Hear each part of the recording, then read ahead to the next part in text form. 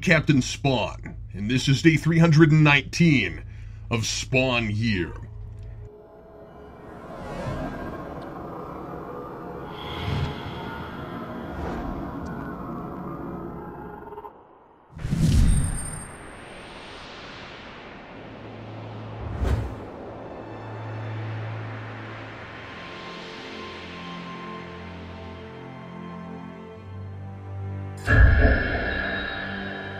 At the end of yesterday's issue, Spawn melodramatically declared that he needed to die. Despite that he seems to always be looking for some way out, it was a totally random notion Maman threw at him, and apparently contrived that entire astral-projecting shapeshifter scenario just to do it. If Maman wasn't using any mind control at the time, Spawn is the most gullible undead creature in the history of gullible undead creatures. Well, except for maybe the POV character in this issue. That cliffhanger, which was a thinly veiled ploy designed to entice the reader to hurry back now, you hear, isn't even brought up this issue. To be fair, the entire thing is an exercise in first-person comic book POV. Spawn writers seem to have a fascination with having their artists draw a scene as if they're seeing it from a character's eyes. But this time, the experiment is to do all 22 pages that way. Even still, the vampire in question eavesdrops on Spawn, Nix, and Mark for a good long time as Mark questions the validity of Spawn's claims that he's Al back from the dead, that their mom's old friend Malefic is a fallen angel who manipulated events to make sure Al was born, and that Spawn remade the whole world after Armageddon. So stuff that should be at least as easy to convince someone of as it is to persuade them to commit suicide.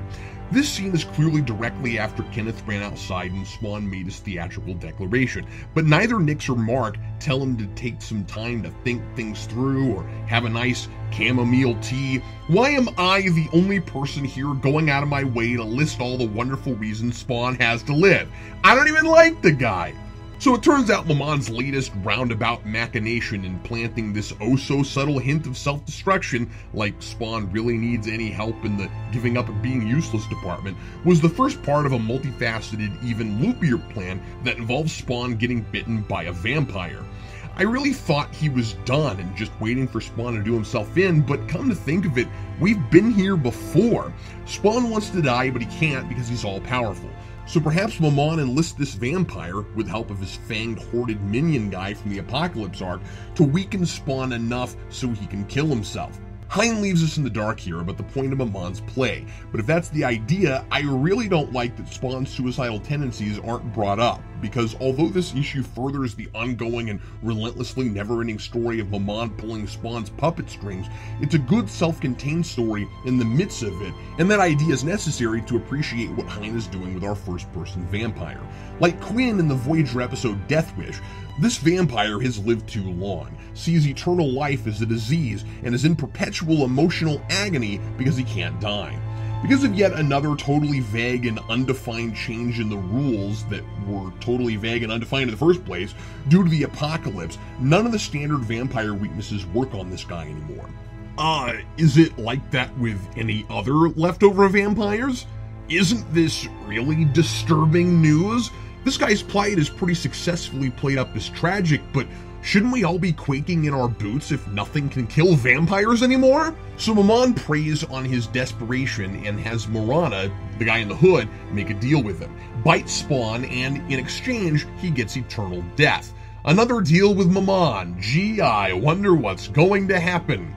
So the vampire bites Spawn, and he has a bizarre, gut-wrenchingly painful reaction. He mentions that he's been bitten by a vampire before, and I appreciated that bit of continuity, but it's different this time.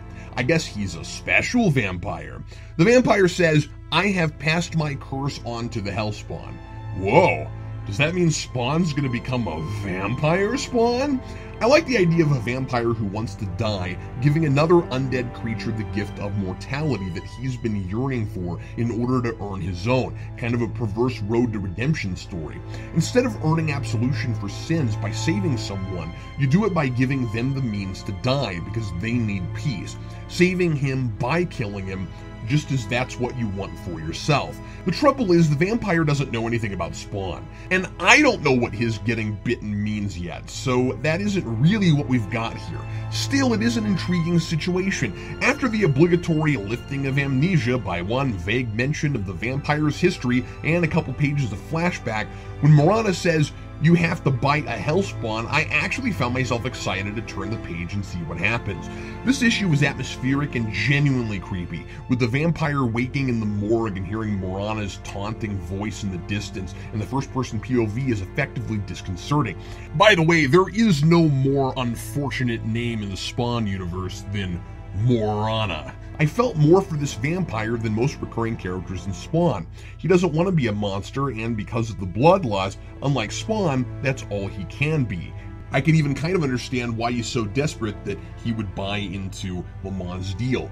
Being a vampire, he of course has no reflection, and so neither he or I even get a glimpse of him. And I enjoyed the rare opportunity to use my imagination and build my own impression of the vampire without ever seeing his face. I fully expected to see him revealed by the end, but we never leave his perspective, and the payoff at the end helped to alleviate the potential gimmickiness of that choice. Naturally, there's a catch in the deal.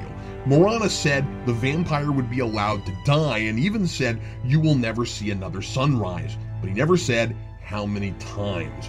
The issue is bookended with the opening scene in blackness, the vampire in the morgue hearing the morticians talking about maggots pouring out of body bags. In a Twilight Zone sort of twist, and kind of a clever one, the vampire is doomed to relive these 22 pages over and over again in a causality loop, his hell making the very deal that sealed his fate forever. Except reading issue 150 every day for eternity, I can't think of a worse thing to have to relive. Just remember, vampire guy, right after the annoying insurance agent flags you down, you step in a giant puddle. Don't forget that, it'll help you tomorrow.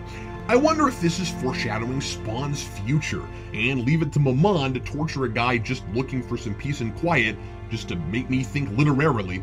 Will Spawn try to kill himself and find to his horror that he is doomed to make the same mistakes for all time? Sure seems to be the pattern for him so far. Signed, Captain Spawn.